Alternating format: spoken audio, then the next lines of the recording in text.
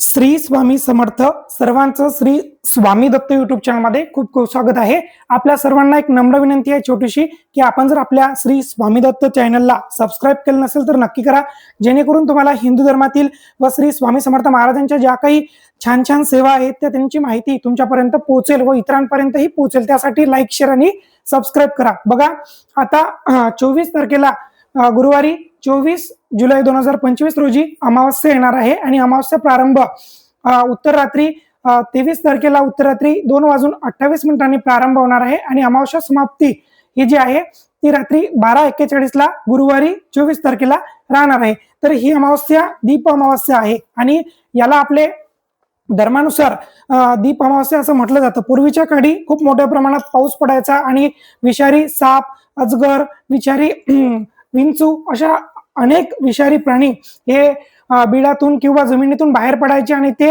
आपल्या शेतकऱ्यांच्या किंवा आपल्या घरामध्ये शिरायचे व ते दंश करून आपल्याला त्रास द्यायचे. त्यामुळे रात्रीच्या काळी अशा कुठल्याही हिंसक पशुने आपल्याला दंश करू नये किंवा त्याच्यापासून संरक्षण व्हावं यासाठी सर्व शेतकरी वर्ग असो, सर्व मजूर वर्ग असो किंवा सर्व म्हणजे देशभरातील जे काही महाराष्ट्रीयन नागरिक आहेत हे सर्व जी काही दीपाची पूजा आहे घरामध्ये, ती तुपाचा दिवा असेल, अखंड दिवा असेल, फुलवाती असतील किंवा तेलवाती असतील किंवा निरांजन असतील तर याचं पूजन करून व्यवस्थित पितांबरीने वगैरे धुवून याचं पूजन करत होते व त्याचबरोबर माता लक्ष्मीचं पूजन या दिवशी करत होते. या दिवसापासून श्रावण मासाला प्रारंभ होत असतो आणि चतुर्मासातील श्रावण मास हा भगवान शिवाला अर्पित असतो. या दिवशी खूप मोठ्या प्रमाणात सेवा केल्या जातात आणि अमावस्या ही तिथी एक मोठी भयंकर म्हणजे निगेटिव्ह शक्तींना आणि पॉझिटिव्ह शक्तींना एक प्रकारचा मोकळीक प्रदान करणारी असते. तर त्यामुळे मोठ्या प्रमाणात पितृदोष सुद्धा या दिवशी त्रास देत असतो. बाहेरचे प्रेतात्मे, कर्णीबाधा, पिशाच वाहनामती सारखे प्रकार सुद्धा आपल्याला या दिवशी त्रास देत असतात आणि ही अमावस्या दीप अमावस्या आहे, खूप मोठी अमावस्या आहे. या दिवशी जर तुम्ही काही तोडगे उतारे किंवा आपल्या स्वामी महाराजांच्या मार्गानुसार सेवा केल्या तर तुमच्या कुटुंबाचं संरक्षण होते. तर बघा, सर्वप्रथम आपल्याला काय काय करायचं. संध्याकाळी आपल्याला 24 तारखेला गुरुपुष अमृत योग तर आहे, त्याच्यावर सुद्धा आपण व्हिडिओ बनवला, तो सुद्धा आपल्या युट्यूब चॅनलवर जाऊन बघू शकता. तर बघा, या दिवशी आपल्याला लक्ष्मी प्राप्तीच्या सेवा करायच्या आहेत.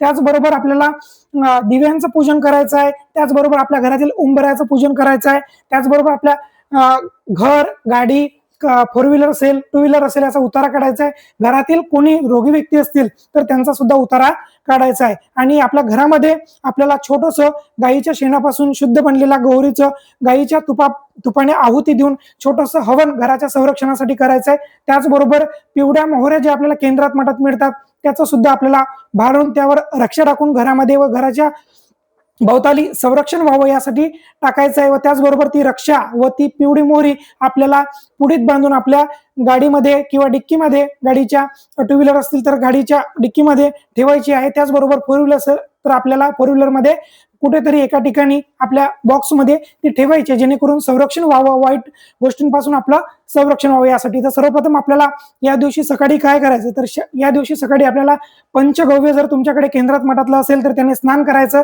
त्यामुळे आत्महत्येसारखे किंवा भांडणासारखे किंवा म्हणजे प्रखर पितृदोषाचे जे काही त्रासदायक एक प्रकारचे संकट असतात ते नाहीसे होतात व मन प्रसन्न राहते पंचगव्य उठण्याप्रमाणे अंगाला लावल्यानंतर, स्नान केल्यानंतर. त्याचबरोबर घरातील जी फरशी आहे ती खडे मीठ टाकून, त्याचबरोबर गाईचं गोमूत्र टाकून, त्याचबरोबर गुलाबजल, गंगाजल थोडं थोडं टाकून घरातली फरशी पुसायची आहे.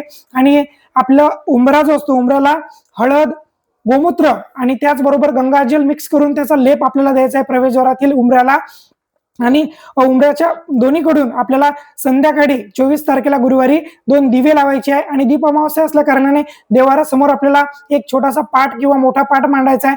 त्यावर घरातील जे काही आपले मातीचे, पितळेचे, तांब्याचे, स्टीलचे कोणतेही दिवे असतील, समय असतील तर त्या व्यवस्थित धुवून आपल्याला तिथे ठेवायचे आहेत, त्याला प्रज्वलित करायचे आहेत आणि माता लक्ष्मीची प्रार्थना करायची. त्याचबरोबर घरातील सदस्यांचा, रोगी व्यक्तीचा, घराचा किंवा 4 व्हीलर 2 व्हीलरचा व्यवस्थित आपल्याला उतारा काढायचा आहे. उतारा काढत असताना ओम श्री चैतन्य गोरक्षाय नमः किंवा श्री स्वामी समर्थ असं 7 वेळा म्हणून नारळ शिलून त्याची शेंडी ठेवायची, शेंडीचा भाग वर ठेवायचा, असा वरतून खाली तिरप्या रेषेमध्ये आपल्याला ते उतरायचं आहे आणि 7व्या वेळा फोडून कचरा कुंडीत टाकून हातपाय धुवून श्री स्वामी समर्थ महाराजांना समर्पित करायचंय. बघा, या दिवशी खूप मोठ्या प्रमाणात प्रेतात्म्यांना सर्व शक्तींना एक प्रकारची भगवंताने अमावस्या आणि पौर्णिमेला मोकळीक दिलेली असते आणि या दिवशी जास्तीत जास्त प्रमाणात बघा कुलदेवी पौर्णिमेला कुलदैवत आपल्या घरी पूजनास येत असतात आणि अमावस्येला आपले पितृगण आपल्या घरी स्वगृही येत असतात. त्यामुळे कोणाच्या घरचं पाणी सुद्धा अमावस्येच्या दिवशी प्यायचं नाही. त्याचबरोबर घरामध्ये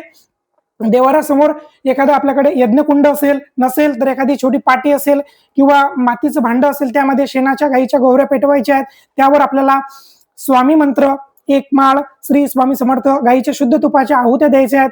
त्याचबरोबर गायत्री मंत्र 24 वेळा, नवार्ण मंत्र 16 वेळा, 11 वेळा वल्गा सुक्त, 11 वेळा कालभैरवाष्टक स्तोत्र याचं आपल्याला पठण करून त्यावर स्वाहाकार करायचा आहे. त्याने आपल्या घरातील सर्व व्याधीचं शमन होत असते व सर्व कुटुंबाच्या प्रत्येक सदस्याचं आपल्याला संरक्षण होत असते व आपल्याकडे जर शेत असेल तर त्या शेतामध्ये आपल्याला ही रक्षा दुसऱ्या दिवशी टाकायला चालते, जेणेकरून शेताचं सुद्धा संरक्षण होते. बघा, आणि आणखी आपल्याला उंबराचं पूजन केल्यानंतर आपल्याला घरात देवारासमोर येऊन बसायचं, शुद्ध तुपाची निरांजन लावायची, लक्ष्मी गायत्री, विष्णू गायत्री, व्यंकटेश स्तोत्र, श्री सुक्त, पुरुष सुक्त, त्याचबरोबर विष्णू सहस्रनाम याचे आपल्याला पठण करायचंय, जेणेकरून आपल्या घरामध्ये सुख शांती समाधान व पैशाची बरकत वाढेल व कर्जबाजारीपणा निघून जाईल. व त्याचप्रमाणे आपल्याला अमावस्येच्या दिवशी सकाळी 12 वाजेच्या आत बिना मिठाचा तांदळाचा वाटीभर भात शिजवायचा, त्यावर 2 चम्मच दही टाकायचं आणि ते एका पात्रवाडीवर किंवा एका ड्रोन मध्ये ठेवून त्यावर एक उभी अगरबत्ती लावून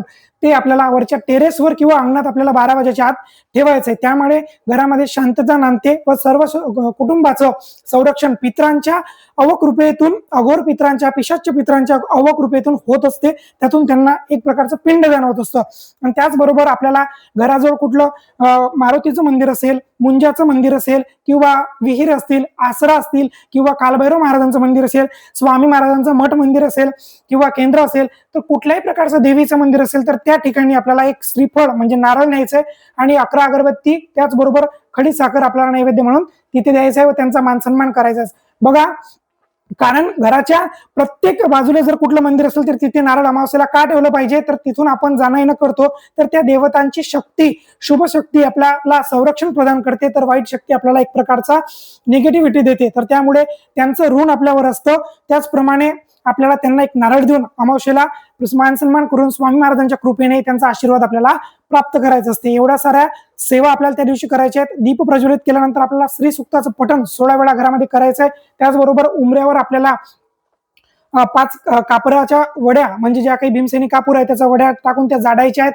त्याचबरोबर आपल्याला घरात देवारासमोर ओम ऐं ह्रीं क्लीं चामुंडावीच्या नवार्ण मंत्राचा जप करायचा आहे. जर तुम्हाला जमत असेल तर 21 वेळा एक मंडल युक्त एका आसनावर बसून श्री व्यंकटेश स्तोत्राचं पठण या दिवशी करायचं आहे. त्यामुळे आपल्याला धनप्राप्तीचे मार्ग मोकळे होत असतात. आणि जास्तीत जास्त प्रमाणात या दिवशी सेवा करा, जेणेकरून कुठल्याही प्रकारची नकारात्मकता, करणी बाधा, पिशाची बाधा मनामध्ये किंवा नजर दोष, पितृदोष, मातृदोष किंवा वास्तुदोष, कुठल्याही दोषाचा परिणाम हा पौर्णिमा आणि अमावस्या 5 दिवस मध्ये खूप मोठ्या प्रमाणात, पौर्णिमेच्या 5 दिवस आधी, 2-3 दिवस आधी, अमावस्येच्या 2-3 दिवस आधी, 2-3 दिवस नंतर प्रभाव घरामध्ये करत असतो. त्यामुळे जास्तीत जास्त प्रमाणात अमावस्येच्या दिवशी कालभैरव अष्टकाचं स्तोत्राचं पठण घरामध्ये करावं आणि हवन करावं. त्याचबरोबर या दिवशी आपल्याला आपल्या आजूबाजूला जर कोणी गरजू व्यक्ती असतील तर त्यांना आपल्याला दान करायचंय. तर दान काय करायचंय, कुठलंही वस्त्र, वस्तू किंवा कुठल्याही प्रमाणात तुम्ही त्यांना खाण्याचे पदार्थ, पांढरे